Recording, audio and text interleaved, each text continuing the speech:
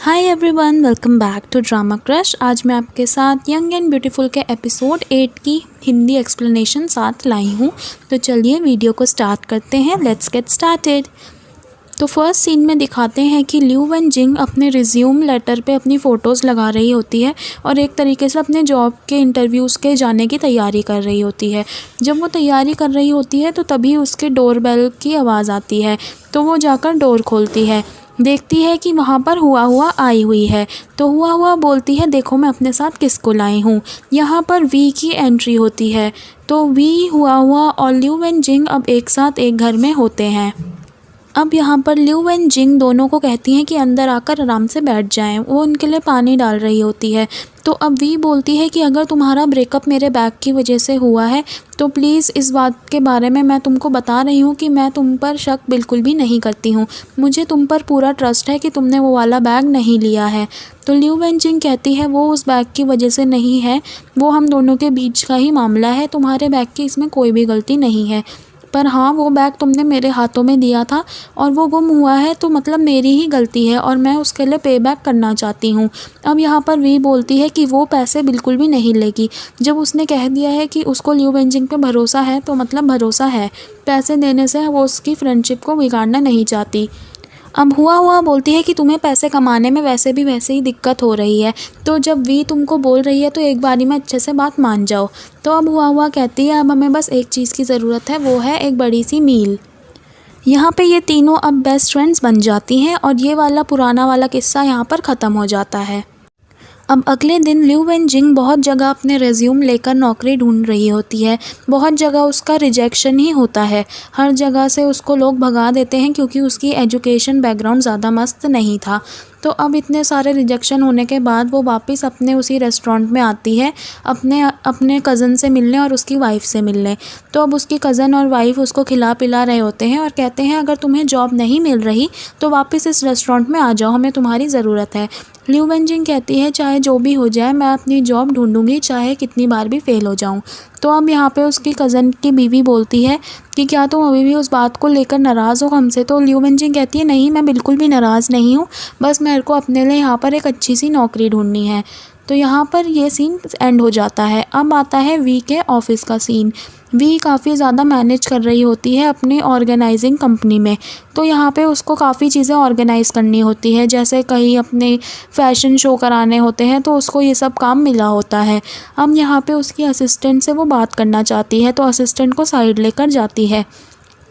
अब वी की असिस्टेंट उसको साइड में लेकर आती है, बोलती है कि जो कंपनी में बुरा बुरा हो रहा है और एक लड़की जो उसकी शिकार बनी थी उस आदमी की, वो लड़की अब बोलने के लिए तैयार है उस आदमी के ख़िलाफ़ और मैं वो चीज़ें रिकॉर्ड कर लूँगी।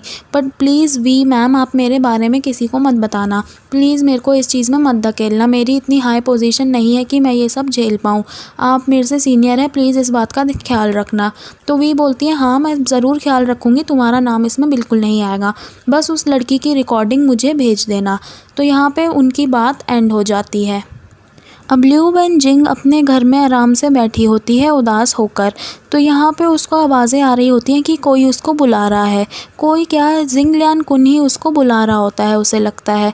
तो वो बाहर जाके देखती है तो जिंग लियान कुन वहीं नीचे खड़ा होता है और उसने काफ़ी ज़्यादा ड्रिंक कर रखी होती है। ल्यू वन जिंग सोचती है कि उसे नीचे नहीं जाना चाहिए, उन दोनों का ब्रेकअप हो गया है। पर उसके बॉयफ्रेंड की कंडीशन काफ़ी ज़्यादा ख़राब लग रही थी, उसने काफ़ी ज़्यादा ड्रिंक कर रखा था। तो अब उसके लिए वो नीचे उतर जाती है और उससे मिलने चली जाती है। अब लियांग कुन से वो बातें करने के लिए उसके पास बैठी होती है।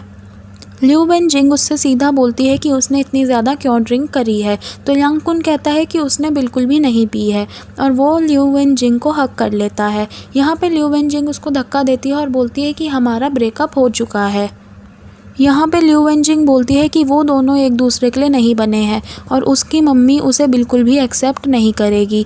लियांग कुन की मम्मी, जैसे कि हम सबको पता ही है, कि इस लड़की को बिल्कुल भी एक्सेप्ट नहीं करेगी।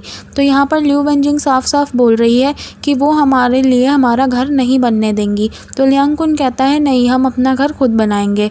तो ये अब ल्यू वन जिंग से वापस चिपक रहा होता है, पर ल्यू वन जिंग दोबारा धक्का देकर बोल देती है, कहती है कि तुम्हें आज रात यहाँ पर स्टे करना है तो कर लो इस घर में, मैं जाकर होटल में रहूँगी, हमारा ब्रेकअप हो चुका है, प्लीज़ अब मेरे पास मत आओ। लियांग कुन काफ़ी ज़्यादा परेशान होता है। ल्यू वेन जिंग रोने की हालत में ही होती है। वो रो पड़ती है और कहती है कि तुम्हारी मम्मी मुझे कभी भी एक्सेप्ट नहीं करेंगी, तुम ही बताओ मैं क्या करूं। तो यहाँ पे लियांग कुन कहता है मुझे बताओ कि मैं क्या करूं, जो मेरी मम्मी एक्सेप्ट नहीं कर रही हैं, वो ऐसी हालत में है और अब मैं क्या करूं, मुझे कोई तो बताए। अब यहाँ पर लियांग कुन काफ़ी ज़्यादा दुखी होता है और दुख में ही वो ऐसे हंसकर वहाँ से चल देता है। कहता है कि कोई बात नहीं, तुम अकेले रह सकती हो, क्योंकि अब उसका ल्यू वेन जिंग से ब्रेकअप हो गया है। वो बिन कुछ कहे अब वहाँ से चल पड़ता है।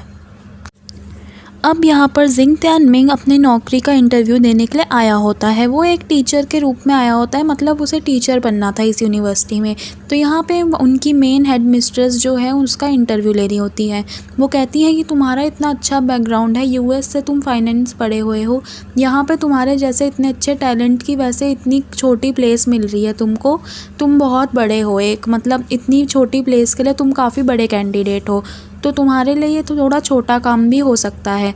तो अब जिंग त्यानमिंग कहता है कि टीचर कोई छोटा काम नहीं है, टीचर एक बहुत ही अच्छा काम है, मुझे टीचिंग वाला काफ़ी अच्छा लगता है काम। वो कहता है कि उसको टीचिंग का जो प्रोसीजर है काफ़ी ज़्यादा पसंद है, उसको हमेशा से ही एक टीचर वाला काम करना था और अब उसको ये मौका मिल रहा है। तो यहाँ पे उसकी टीचर बोलती है कि ठीक है, वो पुराने वाले टीचर चले जाएंगे, फिर तुम उनकी जगह यहाँ पर लग सकते हो। ये कुछ बुक्स हैं। तो यहाँ पर जिंग त्यानमिंग बुक्स को देखकर कहता है ये काफ़ी पुरानी नहीं है।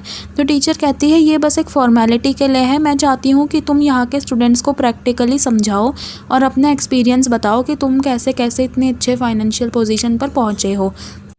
अब यहाँ पर वो मिस्ट्रेस बोलती हैं कि अगर तुमको आना है तो प्लीज़ आज की डिनर पार्टी में आ जाओ। तो जिंग त्यानमिंग बोलता है उसके दोस्त की फेयरवेल पार्टी है और वो शंघाई से बहुत दूर जा रहा है, तो वो यहाँ पर इस पार्टी में नहीं आ पाएगा, उसे वो वाली पार्टी अटेंड करनी है। तो ये सीन अब एंड हो जाता है और अब सीन आता है लियांग कुन की फेयरवेल पार्टी का।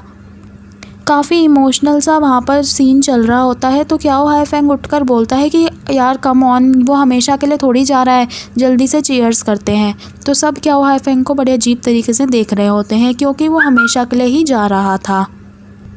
अब यहाँ पर लियांग कुन अपनी पार्टी में एक इमोशनल टाइप स्पीच देने लग जाता है कि माना मैं यहाँ से जा रहा हूँ, अपने होम टाउन में ही काम करूँगा, पर हम हमेशा हमेशा के लिए दोस्त रहेंगे। सारे दोस्त काफ़ी ज़्यादा इमोशनल हो जाते हैं और खड़े होकर अपने लिए टोस्ट करते हैं और अपनी ड्रिंक के साथ चीयर्स करते हैं। अब अगले दिन ल्यू वेन जिंग फिर अपने लिए नौकरी ढूंढ रही होती है। तो अब यहाँ पर वो एक वाइन सेलिंग वाले कॉरपोरेशन में आ जाती है। तो यहाँ पर ये एक ऐसी कंपनी है जो कि फ्रांस, इटली वगैरह वगैरह की ड्रिंक्स लाती हैं। तो यहाँ पर ये इंटरव्यू दे रही होती है एक सेल्स गर्ल का। तो अब यहाँ पे उसको बोलते हैं कि तुम्हारी एजुकेशन बस इतनी है, तो वो कहती है हाँ इतनी ही एजुकेशन है। तो वहाँ पर एक साइड में आदमी खड़ा होता है और कहता है कि यार तुम सेलेक्टेड हो, तुम एकदम सेलेक्टेड हो इस जॉब के लिए। तो ल्यू वेन जिंग अब सेलेक्ट हो जाती है जॉब के लिए। तो वो आदमी कहता है कि वो सेल्स गर्ल है, उसकी शक्ल ज़्यादा मायने लगती है एजुकेशन से, तो उसको रख लिया गया है नौकरी में। तो अब क्योंकि उसको नौकरी में रख लिया गया है, तो वहाँ पर वो एक और लड़की को बुलाता है कि आओ तुम इसको कंपनी का काम समझा दो। तो वो लड़की काफ़ी अच्छी होती है और ल्यू वेन जिंग के साथ काफ़ी ज़्यादा फ्रेंडली होती है। वो उसको सारे काम बोलती है कि मैं तुमको सब कुछ सिखाऊंगी धीरे धीरे। तो अब यहाँ पर ये वाला सीन एंड हो जाता है। अब वी के ऑफिस का सीन आता है। उसकी असिस्टेंट उसके लिए रिकॉर्ड कर ले आती है उस लड़की का सबूत कि उस लड़की के साथ क्या क्या बुरा हुआ है। तो अब वो वी को बताती है प्लीज़ मेरा नाम नहीं आना चाहिए। वी बोलती है हाँ ठीक है, तुम्हारा नाम नहीं आएगा। अब वी सीधा अपने कंपनी के प्रेसिडेंट के पास चली जाती है। कंपनी का प्रेसिडेंट बोलता है ये जो भी है इसको पब्लिक बिल्कुल मत करना, मैं मिस्टर फांग जो कि वो आदमी है जो बुरा कर रहा है कंपनी में, उसको वार्निंग दे दूँगा। तो यहाँ पर वी बोलती है कि तुम वार्निंग दोगे, मतलब ये कैसी बात हुई, वो इतने बड़े यहाँ पर काम कर रहा है और तुम उसको वार्निंग ही दोगे, बस उसके ऊपर स्ट्रिक्ट एक्शन लो कम से कम। तो यहाँ पर प्रेसिडेंट वी को बोलता है कंपनी की रेपुटेशन ख़राब हो जाएगी, कंपनी जल्दी ही जल्दी लिस्ट में आ रही है, टॉप कंपनी बनने वाली है, तुम फालतू में ऐसी चीज़ों को लेकर मत बैठो। तो वी को वो अब अपने कैबिन से भगा देता है।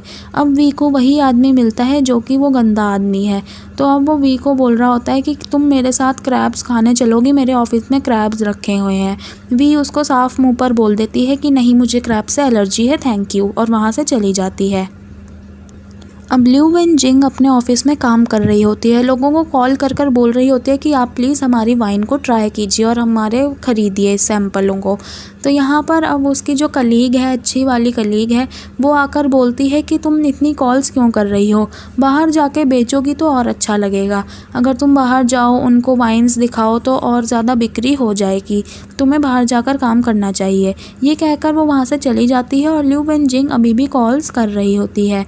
अब जिस आदमी ने उसको सेलेक्ट करा था कंपनी में, वो उसको देखकर खुश होकर वहाँ से चला जाता है कि लड़की काफ़ी मेहनत से काम कर रही है।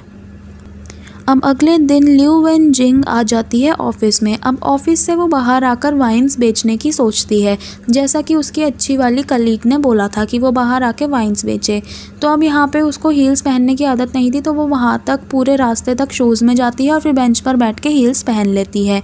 अब वो कई लोगों के पास अपनी वाइन के बारे में बोलने जाती है कि हमारी वाइन इतनी अच्छी है, आप प्लीज़ ट्राई कीजिए, हमने ये फ्रांस और इटली से मंगाई है। तो सबको वो बोल रही होती है, पर कोई उसके प्रपोज़ल में इंटरेस्ट नहीं लेता। जब उसके काम में कुछ अच्छा नहीं हुआ था आज, तो वो काफ़ी ज़्यादा थक जाती है इतने लोगों के साथ घूमकर बाहर, इतने लोगों को चीज़ें बताकर दिखाकर। अब घर में आती है, उसके पैर में काफ़ी ज़्यादा दर्द हो रहा होता है लॉन्ग हील्स को पहनकर। तो अब वो अपने पैरों पे दवाई लगाती है और आराम से अब लेट जाती है। इससे पता लगता है कि काफ़ी थकाने वाला दिन उसका गया था। अब अगले दिन वो एक शॉप में जाती हैं जहाँ पर काफ़ी सारी ड्रिंक्स रखी होती हैं। तो वो शॉप वाले को बोलती है तुम्हारे पास वाइन नहीं है, तो प्लीज़ अगर वाइन चाहिए होगी तो मेरी कंपनी को कांटेक्ट करना, मेरा नेम कार्ड रख लो। तो अब इसके बाद वो एक सुपरमार्केट में चली जाती है, सुपरमार्केट के मैनेजर से मिलती है और बोलती है कि हमारी वाइन्स को आपको ट्राई करना चाहिए। मैनेजर बोलता है कि मेरे तुम्हारी कंपनी से पहले ही कांटेक्ट है। तो वो बोलती है फिर भी आप मेरे से ये वाली चीज़ें चेक कर लीजिए। तो अब वो बोलता है कि तुम प्लीज़ मेरे को डिनर पे मिलने आना, हम वहीं पर ये बातें करेंगे। अब वो उसको डिनर के लिए बाहर ले आता है। अब डिनर कर रहे होते हैं तो लड़की बोलती है कि आप प्लीज़ कुछ फ़ूड ऑर्डर मत करिए, पहले हम बिज़नेस की बात कर लेते हैं कि आप कितना प्रोडक्ट मंगाएंगे, मैंने आपकी कंपनी के लिए ऐसे ऐसे प्लान बनाए हुए हैं। तो अब ये उसके प्लान ना सुन के उसकी शक्ल को ही देख रहा होता है ज़्यादातर। तो अब ये उसको बोलता है कि नहीं नहीं, पहले खाना खाते हैं, खाना खाते खाते ही बात करेंगे। लिu वन जिंग बोलती है कि वो मैं खड़ी हो जाती हूँ, मैं बाहर चली जाती हूँ और आप खाना खा लोगे जब, तब बुला लेना, तब हम बिज़नेस की बात कर लेंगे। तो आदमी को तो खाने से कोई मतलब था नहीं, लिu वन जिंग से ही मतलब था। तो वो कहता है प्लीज़ प्लीज़ बैठो बैठो, मैं तुम्हारी वाइन्स ज़रूर लूँगा अगर तुम मुझे अच्छे से समझाओ उनके बारे में। अब लिu वन जिंग अपने पेपर्स दिखा रही होती है जिसमें उसने काफ़ी ज़्यादा प्लानिंग प्लॉटिंग कर रखी होती है। तो अब वो पेपर्स दिखा रही होती है कि वो आदमी उसका हाथ पकड़ने लग जाता है। लिu वन जिंग शॉक हो जाती है कि ये आदमी क्या कर रहा है। वो अब उससे लड़ाई करने के लिए तैयार हो जाती है। वो बोलती है कि तुम ये क्या कर रहे हो, ऐसा कुछ करने के लिए मैंने तुम्हें नहीं बोला है और ये काफ़ी ज़्यादा बुरी बात है जो तुम मुझे ऐसे टच कर रहे हो सरेआम। वो वहाँ पर उसको गुस्से से सॉरी कहकर वहाँ से उठकर चली जाती है। अब नेक्स्ट सीन आता है हुआ के घर का। हुआ के घर में अब सारा सामान नया नया आ रहा होता है क्योंकि उसका घर शो में सेलेक्ट हुआ होता है और उसकी डेकोरेशन चल रही होती है। हुआ आकर कहती है कि घर तो काफ़ी ज़्यादा अलग लग रहा है। अब वो वहाँ पर सामान देख रही होती है। उसकी मम्मी बोलती है तुम कितनी पतली हो गई हो, अपनी हेल्थ का ध्यान रखा करो। अब ये दोनों मम्मी बेटी आपस में बात कर रहे थे कि वो शो की एंकर वहाँ पर आ जाती है जो इनके घर का काम वाम देख रेख कर रही है। वो अब बोलती है कैमरामैन को कि आ जाओ तुम, इनकी बेटी आ गई है। तो अब वो हुआ को शूट कर रहा होता है कैमरे वाला। तो हुआ बोलती है कि तुम्हें किसने बोला मुझे शूट करने को, मुझे इस वीडियो में बिल्कुल भी नहीं आना है। अब हुआ की मम्मी उन दोनों को कहती है जो लोग वहाँ पे काम करने आए होते हैं घर का, उन्हें बोलती है कि आप प्लीज़ अंदर जाके थोड़ी देर के लिए बैठ जाइए, मैं इससे बात करके आती हूँ। तो हुआ को बोल रही होती है उनकी कोई गलती नहीं है, उनका काम है शूटिंग वूटिंग करना। तुम ये बताओ कि मैंने तुम्हारे लिए एक लड़का सेलेक्ट करा है और तुम उससे मिलने जाओगी ब्लाइंड डेट पर। तो हुआ कहती है मेरे एक्स बॉयफ्रेंड को ही मैं ढंग से अभी नहीं भूली हूँ, तो और तुमने ये मेरे सामने क्या रख दिया है कि एक और लड़के से मिलने जाओ। तो उसकी मम्मी कहती है कि कोई बात नहीं है, तुम्हारे लिए एक चॉइस बन जाएगी, और लड़के भी तुम देखती रहो, मैं भी देख रही हूँ, तो तुम्हारे पास काफ़ी सारी चॉइस हो जाएंगी। अब उसकी मम्मी उस पर थोप देती है कि तुम्हें ब्लाइंड डेट पर जाना ही है। अब नेक्स्ट सीन आता है ल्यू वेनजिंग के ऑफिस का। ल्यू वेनजिंग ऑफिस में एंटर होती नहीं कि एक लड़की उस पर इतनी तेज़ी से बरस पड़ती है। बोलती है कि तुम्हारी हिम्मत कैसे हुई सुपरमार्केट वाला मेरा क्लाइंट लेने की, वो मेरा क्लाइंट है और तुम वहाँ पे अभी आए हुए 2 दिन हुए नहीं और मेरे क्लाइंट चोर रही है बैठ के। तुम्हें इतना अच्छा बर्ताव किया जा रहा है, बहुत लोग तुम्हें अच्छे से बिहेव कर रहे हैं तुम्हारे साथ, तुम्हारी शक्ल सुंदर है तो कुछ भी करोगी, मेरे क्लाइंट चुराओगी। तुम्हें बिल्कुल भी समझ नहीं है कि कैसे कैसे काम करना होता है। मेरे क्लाइंट चुराने की कोशिश भी मत करना है तो अपनी मेहनत से कुछ करके दिखाओ कंपनी में। अब वो ल्यू वेनजिंग को धमकाकर चली जाती है कि हमारे मिस्टर फू जिन्होंने तुम्हारा इंटरव्यू लिया था वो अच्छे भोले भाले हैं, इसलिए तुम यहाँ पर खड़ी हो, वरना कब की निकल चुकी होती। तो अब ल्यू वेनजिंग को एक सदमा टाइप लग जाता है और वो वहीं पर कोने में खड़ी होती है। अब जो अच्छी कलीग है उसकी, जो उसकी हमेशा मदद करती है, वो आकर उसके कंधे पर हाथ रखती है, बोलती है कि कोई बात नहीं, तुम यहाँ पर नहीं हो, मैं तुम्हें सब कुछ सिखाऊंगी कि कैसे कैसे सब कुछ करना है और आगे बढ़ना है। अब वी और हुआ हुआ का सीन आता है। वो दोनों अपनी फ्लावर मेकिंग वाली आर्ट वाली जगह पर आई होती हैं जहाँ पर फ्लावर की बास्केट्स बनाते हैं। तो वी हुआ हुआ एक दूसरे पर पानी मार रहे होते हैं, वी अपने प्लांट्स लगा रही होती है। तो अब यहाँ पे हुआ हुआ अपनी बातें बता रही होती है कि उसकी मम्मी ने उसके लिए ब्लाइंड डेट रखी और उसका एक्स बॉयफ्रेंड कितना गंदा था और उसको कैसे कैसे करा। तो यहाँ पे हुआ हुआ अपनी ही बातें बता रही होती है। तो हुआ हुआ कहती है मेरी बातें बहुत हुई, तुम भी अपने बारे में कुछ बताओ। तो वी अब उदास होकर कहती है कि उसको कंपनी ने छुट्टी दे दी है। हुआ कहती है छुट्टी, ये तो बड़ी अच्छी बात है, मुझे मेरा बॉस छुट्टी देता तो मैं तो एकदम नाचती फिरती रहती, पर तुम तो ऐसे दुखी बैठी हुई हो, क्या हुआ, तुम पागल वागल हो क्या, खुश हो जाओ, छुट्टी मिल रही है। तो वी बोलती है कि इतने इम्पॉर्टेंट अभी मेरे इवेंट आ रहे थे जिनकी मेन मैनेजर ही मैं थी, इस टाइम पे मुझे छुट्टी देना मुझे नहीं लगता है सही बात है। तो यहाँ पे हुआ बोलती है सही था, मेरे दोस्त सही बोलते हैं कि तुम काम के लिए ज़्यादा ही क्रेज़ी हो। अब यहाँ पर ये बात कर ही रहे होते हैं कि वी की एक दोस्त आ जाती है जो उसको बिल्कुल भी नहीं पसंद। वी को बिल्कुल भी ये लड़की नहीं पसंद थी क्योंकि इसके ज़्यादा ही ड्रामे रहते थे, तो ये ओवर एक्टिंग भी बहुत करती थी। तो अब ये ओवर एक्टर दोस्त इसकी आती है और बोलती है कि वी मुझे अपना फ़ोन दे दो। तो यहाँ पर वी उसको फ़ोन दे देती है, उसे कोई कॉल करनी होती है, ऐसा वो लड़की बोलती है। अब वो लड़की जब वी का फ़ोन लेकर चली जाती है, हुआ उसकी कॉपी कर रही होती है। तो वी हुआ अब यहाँ पर हंस रहे होते हैं। अब वी को वो वापस फ़ोन देकर वो लड़की अब चली जाती है थैंक यू कहकर, अजीब सी आवाज़ में वो उसे थैंक यू कहती है और वहाँ से चली जाती है। ये दोनों भी उसका मजाक उड़ाते उड़ाते अब वहाँ से चल बनते हैं।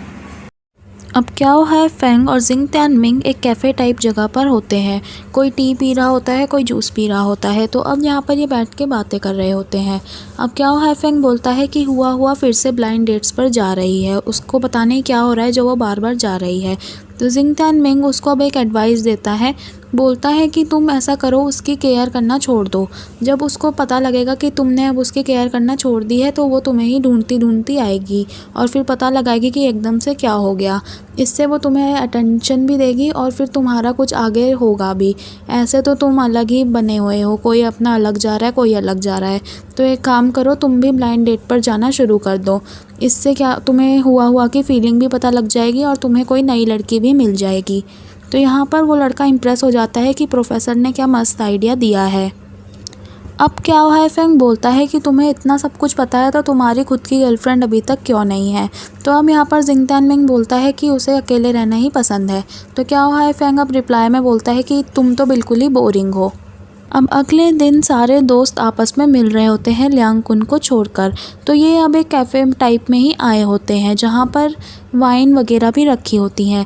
तो अब वी बताती है कि उस लड़की ने उसका फ़ोन उस दिन क्यों लिया था। वो बोलती है कि मैंने देखा कि उस लड़की ने एक कॉन्टैक्ट नंबर मेरा डिलीट करा था। उसने चार्ली का कॉन्टैक्ट नंबर डिलीट करा था जो कि उसके ऑफिस में ही काम करता है। तो उसे इनसिक्योरिटी थी लड़की को कि कहीं वी चार्ली की अच्छी दोस्त ना हो और उससे बात ना करती हो और उसे फंसा ना ले, इसलिए उसने उसका नंबर डिलीट करा होता है। तो यहाँ पर हुआ वी अपनी आपस में उस लड़की की चुगली टाइप कर हंस रहे होते हैं। तो तभी वहाँ पर ल्यू वेनजिंग भी आ जाती है। अब क्या हुआ है, फेंग सबके कप्स में, अब सबके ग्लासेस में वाइन डालने लग जाता है। तो अब यहाँ पर वो जल्दी वाइन पीने की स्टार्ट कर रहे होते हैं। तो अब लिू वेन जिंग बोलती है कि प्लीज़ इसको जल्दी जल्दी मत पियो, आराम से पियो, क्योंकि जिस डेट में ये बनी है इसका काफ़ी ज़्यादा ओल्ड डेट है, ये काफ़ी ज़्यादा एंटीक टाइप पीस है और वो उसके बारे में काफ़ी ज़्यादा जानकारी दे देती है। क्या हाईफेंग शॉक हो जाता है कि ये नई लड़की को इतना सब कुछ कैसे पता है एक वाइन के बारे में। अब हुआ बोलती है कि वो तो है ही एक वाइन एजेंट। तो अब लिू वेन जिंग बोलती है यार एजेंट नहीं हूँ मैं सिर्फ एक सेल्स गर्ल हूँ जो पढ़ रही हूँ वाइन्स के बारे में। तो यहाँ पर सब उससे इम्प्रेस हो जाते हैं। तो अब क्या है, फेंग वी को बोलता है कि तुम उसको कुछ अपने क्लाइंट्स बताओ, तुम्हें तो पता ही होंगे ऑफिस वगैरह में वाइन वगैरह तो चलती ही होगी बिजनेस पार्टीज़ में। तो अब यहीं पर वी बोलती है कि हाँ मेरे पास एक क्लाइंट है और उनको काफ़ी हाई ब्रांडेड टाइप की ही वाइन चाहिए होती हैं जो गुड क्वालिटी की हो। तुम्हारी कंपनी फ्रांस इटली से लेती है तो तुम उनसे कांटेक्ट कर सकती हो, बस मेरी नाक वहाँ पर मत कटवा देना। तो यहाँ पर अब ये वाली बात हो रही होती है। वी बोलती है कि तुम प्लीज़ हम्बल काइंड टाइप की लड़की मत बनना, प्रोफेशनल होके अच्छे से एटीट्यूड के साथ कड़क आवाज़ में उन्हें बोलना ताकि उन्हें लगे तुम एक एक्सपीरियंस लड़की हो जो कि सही में एक अच्छी वाइन बेच सकती है। तो यहाँ पे इसकी एडवाइस अब यहीं पर ख़त्म हो जाती है। अगले दिन ऑफिस का सीन आता है। सेल्स गर्ल का एक बोर्ड लगा होता है जहाँ पर सबकी सेल्स है लिखी होती हैं कि किसने कितने क्लाइंट्स बनाए, कितने पैसे कमाए। तो यहाँ पर लिू वेन जिंग के 000 हर जगह 0 ही लिखा होता है। तो यहाँ पर अब वो लड़की जिसके क्लाइंट उसने चुराए थे वो बोल रही होती है कि देखो इस लड़की के तो 0 ही पॉइंट है। यहाँ पर इस बोर्ड के बाद ये वाला एपिसोड एंड हो जाता है। तो यही थी एपिसोड 8 यंग एंड ब्यूटीफुल की हिंदी एक्सप्लेनेशन। तो थैंक यू फॉर वॉचिंग। मिलते हैं नेक्स्ट वीडियो में। Till then bye, take care.